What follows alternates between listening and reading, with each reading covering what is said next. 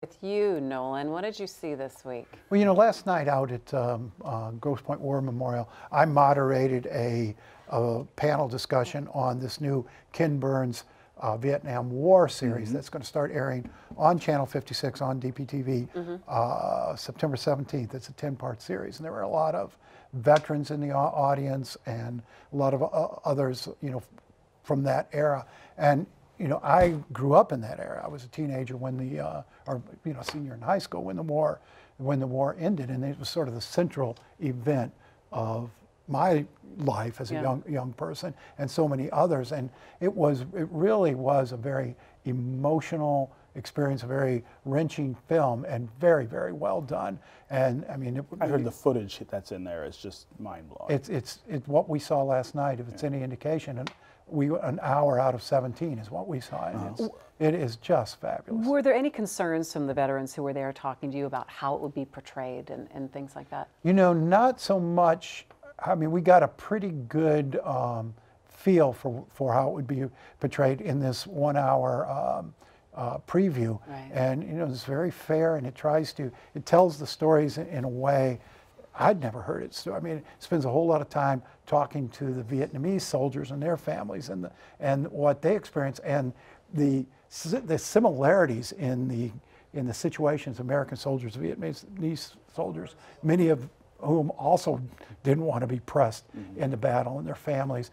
But one veteran at the end expressed concern that it's going to, suicides among older veterans also very high as they sort of relive their past trauma and what have you. And he was concerned that this is going to dredge up a lot of emotions, a lot of memories that people had suppressed and hadn't dealt with in a long time. That's really interesting. How many people were there? It was a couple hundred, 250, I think. Yeah. It was really well attended. Well, Ken Burns is the master, hey? Yeah, that's true. That is very true. All right, what did you see this week? $2.9 million in fines against companies working on the Little Caesars Arena because they couldn't get 51% of their workers to be Detroiters. I think it's a really great example of sort of how far we still have to go in terms of closing that opportunity gap for Detroiters. I mean, the idea that you can construct something like that in the city and either not be able to find the kind of iron workers or plumbers or whatever, carpenters that you need, but then also the idea that some companies still don't go out of their way, don't really make the effort to make sure that they have Detroiters working on these jobs. It's a big problem. Which is it? Which do you think it is? Both. It's not either or. In percentage-wise, though. I think you know, certainly if you talk to the companies that do this work, they will say that they have a devil of a time, even the ones who are really dedicated to it, a devil of a time finding enough Detroit workers to do these things. And now you've got a lot of different, you know, you've got competing projects. So the more work there is, the more the pool gets stretched. So I think that's an absolutely legitimate reason. But then you also do have companies that are not dedicated to the idea of hiring Detroiters and don't know how to do that and not training them up for the jobs, which is the thing that we really need them to do. The contractors, you know, Mayor Duggan himself said there are fewer than 100 or fewer than 75 licensed electricians in the city. Fewer than 30 licensed plumbers. Yeah. All these projects going on, that's spreading thin. It's an impossible number to meet, and we have lagged behind on our vocational and trade school training. And the other problem that exists, contractors will say, we hire Detroiters, they start earning this, you know, these nice paychecks, this big money, we train them, and they move out of the city. And there's got to be some accounting for that too, I think. But Monday, there's going to be the opening reception at the Randolph Center, which is the new effort on behalf of business and the city to reopen this, or restaff and restock this vocational center. They have 7 vocational centers in Detroit that have mostly sat empty. They're not really doing what they could be doing. They mostly haven't been doing anything over the last decade. And now, you know, this center is going to be opening for the school year in full force, and hopefully others will be. The challenge is to very quickly train people for those jobs. I think it's very unfair to fine people for not hiring workers that don't really exist. So you're talking about, business getting together. We talked about the city, and also, nonprofits and having organizations and having that kind of training, but also looking at the school districts as well and saying, hey, that these are options as well for jobs that are out there after you graduate. No, that's right. And looking at communities. I mean, if you spend time in Detroit neighborhoods with people who are disconnected from work, you see that you've got to get into those neighborhoods to provide that training. You've got to do something that gives them those options right around their homes, because we don't have great transportation in the city. We don't have any transportation in some cases out to suburbs where work exists.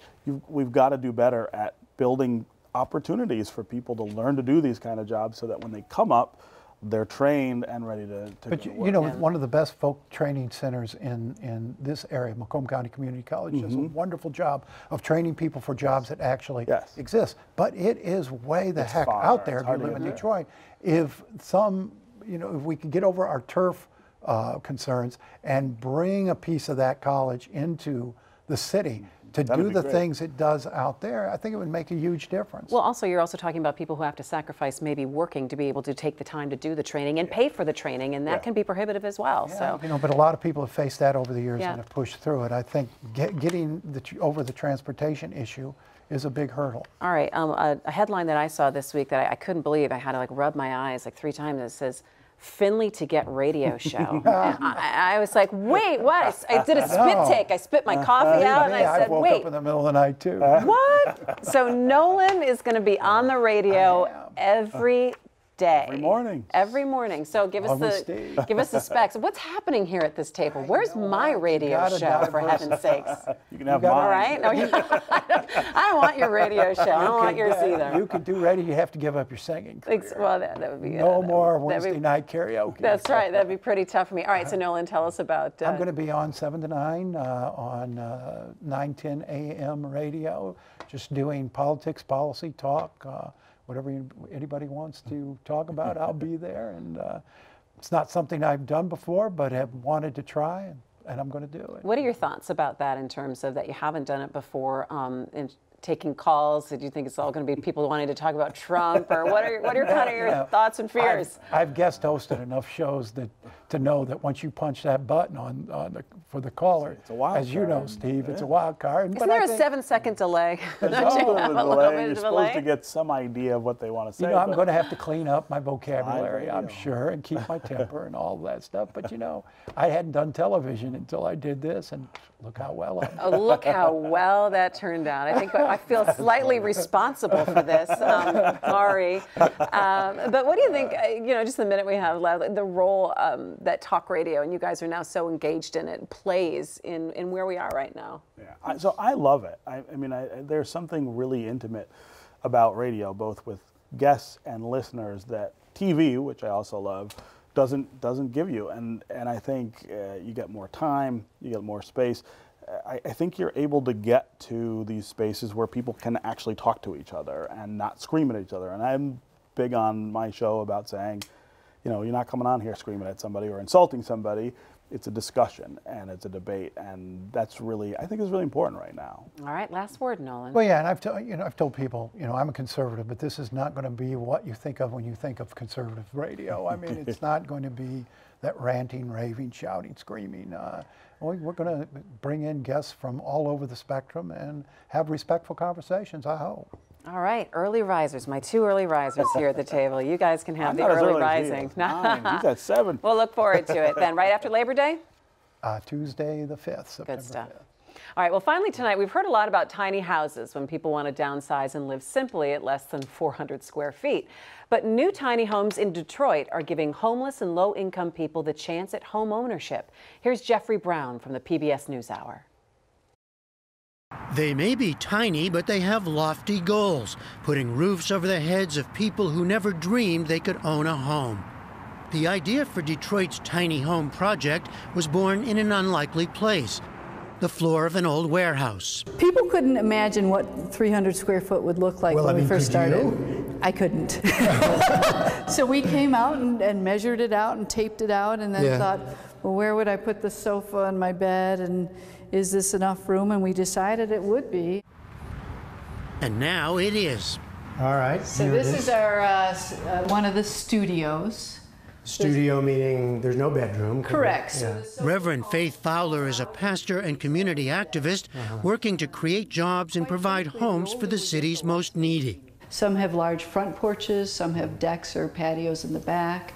All have a nice backyard so they could have a dog or a barbecue or just sit outside and listen to the traffic.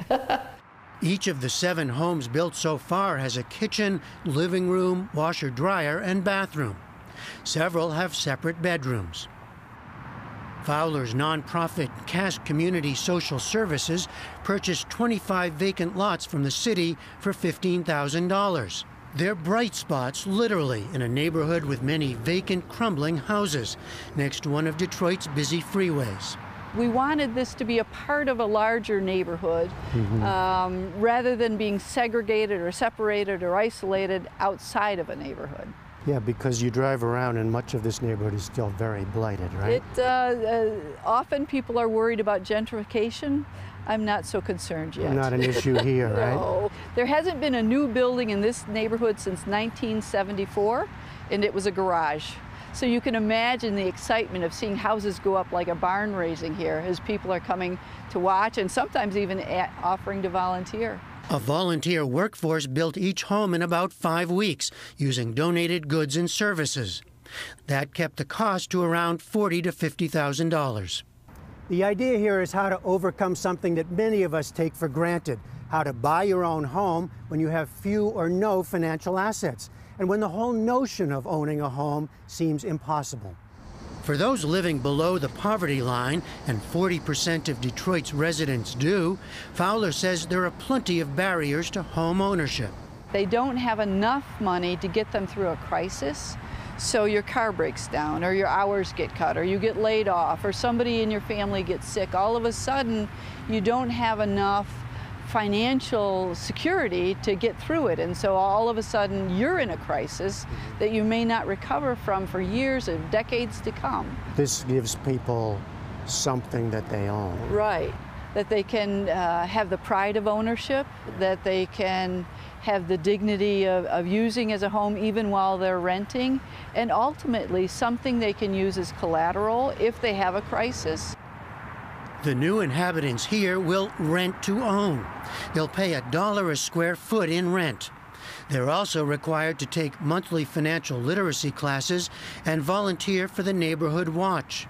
After 7 years, they'll own their homes.